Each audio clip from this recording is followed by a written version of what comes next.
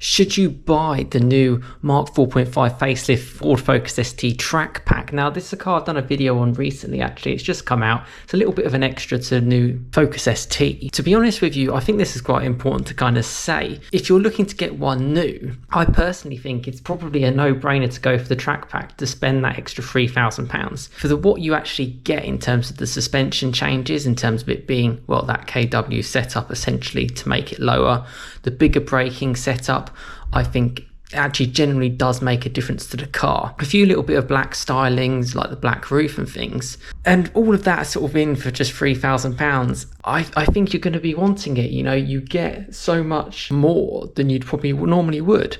You get better setup of tyres. You can see how well kind of the suspension has been made, and they have put some effort into the car.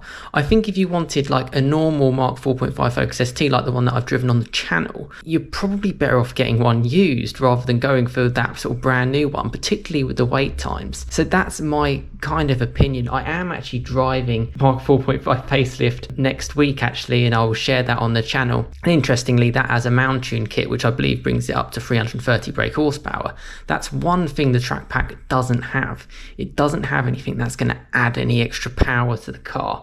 It's purely about the dynamics, because the suspension does make it a lot better, and that's really, really great. The braking is going to be huge, so it's going to make a big difference on that side.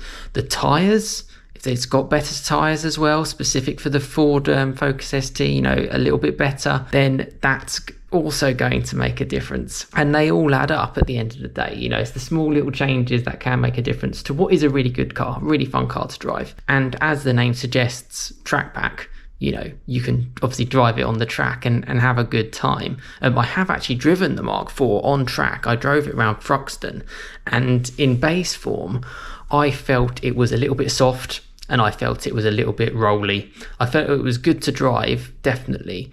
But if you do want to take it on track, get the track pack, lower that suspension and have some fun.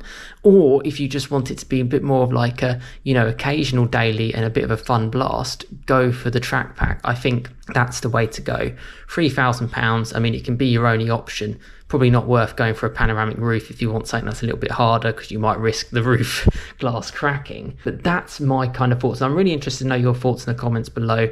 Again, really happy that Ford are at least trying things within like the performance area and doing it for petrol cars. Let's be honest, we're all going to be going to electric soon, and you know, manufacturers are not putting in the effort that they used to on these kind of cars. And you know, be really interested to try and to see it, and hopefully I can share it a little bit on the channel. And do subscribe if you want to see the mount tune version of the Mark 4.5 Facelift, because that should be super fun, and really interested to know how that changes the car.